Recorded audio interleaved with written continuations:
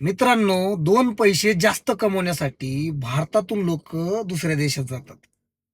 तर मित्रांनो, हा स्क्रीनवरती तुम्ही जो फोटो बघताय ना, त्यांचे फक्त हाडं उरले. हे कोण आहे माहिती आहे का? एक भारतीय सैनिक आहे मित्रांनो. रिटायर झालेला मेजर जनरल. तर यांची अशी अवस्था त्यांच्या मुलांमुळे झाली मित्रांनो.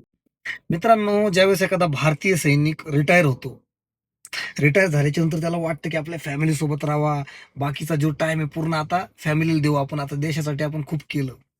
त्यावेळेस त्यांच्या मुलांनी काय केलं माहिती का मित्रांनो? त्यांच्या वडिलांना सोडून बाहेर देशात निघून गेले, दोन पैसे जास्त कमवण्यासाठी मित्रांनो.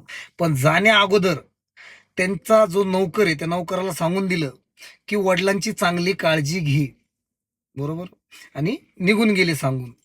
दुर्दैवाने त्या मेजरचा ऍक्सिडेंट होतो मित्रांनो, आणि तो मेजर कोमात जातो.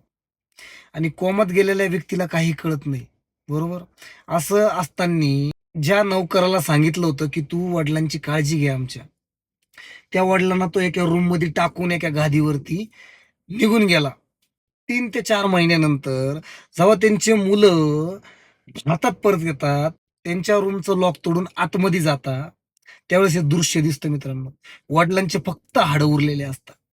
तर मला अशा सोडून जाणाऱ्या व्यक्तींना सांगायचंय, तुम्ही दोन पैशासाठी आपल्या आई वडिलांना असे मरण्यासाठी सोडून देता. काय करायचंय पैसा तुम्हाला? आई वडिलांपेक्षा ह्या जगात कोणीच मोठं नाही. आई वडील ही सगळ्यात मोठी दौलत आहे, लक्षात ठेवा.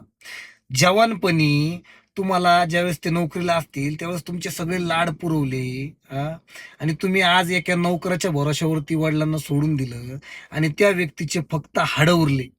हा. लहानपणी जर तुम्हाला पण तुमच्या आईनी किंवा वडिलांनी असंच कोणाच्या भरोश्यावर सोडून निघून गेले असते तर, हे कर्म आहे, लक्षात ठेवा. हे कर्म आहे. तुम्ही जर आई वडिलांसोबत असं कराल ना, तर तुमच्या सोबत पण असंच घडणार. 100% कर्म फिरून येता म्हणजे येता. अजून पण वेळ गेली नाही. आपल्या आई वडिलांसोबतच राहा आणि आई वडिलांसोबतच जगा, लक्षात ठेवा. आणि माझ्या व्हिडिओमध्ये काही तथ्य वाटलं तरच मला फॉलो करा, आणि हा व्हिडिओ जास्तीत जास्त शेअर करा, जेणेकरून अनेक जणांचे डोळे उघडतील. धन्यवाद पब्लिक.